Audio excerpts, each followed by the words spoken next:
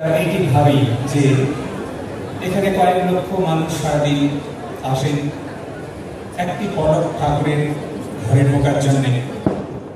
বেশিক্ষণ ওখানে দাঁড়াতে যায় না, চলতে চলতে ঠাকুরকে নমস্কার করতে হয়, অন্তরের কথা বলতে হয় এবং তারা আবার বেরিয়ে আসেন।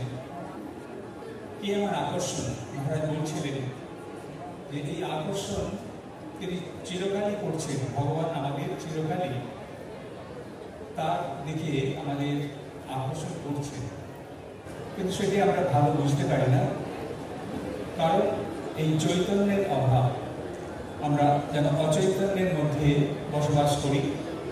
আমাদের ঠাকুরের সম্বন্ধে আমাদের অনেকের ভাগ্যে তাহাই হইয়াছে। গলার অসুখের চিকিৎসা করাইবার জন্য ভক্তরা যখন ঠাকুরকে কিছুদিন কলিকাতার শ্যামপুকুর বাটিতে আনিয়া রাখেন, তখন শ্রীযুক্ত বিজয়কৃষ্ণ গোস্বামী একদিন তাহাকে দর্শন করিতে আসিয়া তাহাদিগকে নিম্নলিখিত কথাগুলি বলেন।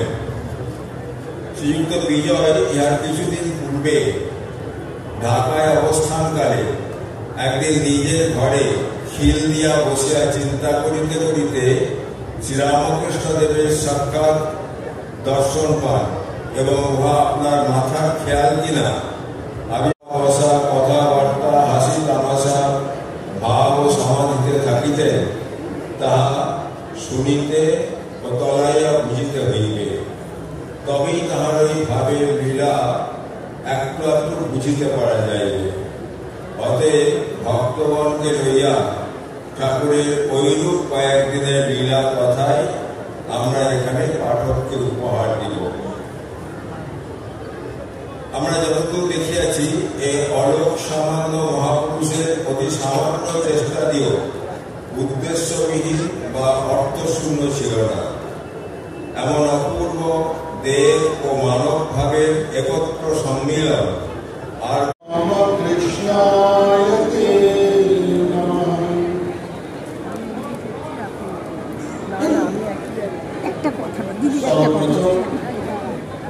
श्री ठाकुर, श्री माँ और श्री स्वामी जी के साष्टांग प्रणाम जानाচ্ছি। मंचे उपविष्ट আছে संवादक श्रीमद स्वामी दिव्यानंद जी महाराज, তাকে প্রণাম জানাচ্ছি। मंचे उपविष्ट আছে स्वामी देवराजानंद जी महाराज और एकवर्तानंद जी महाराज, তাদেরকে প্রণাম জানাচ্ছি। আরো অনেক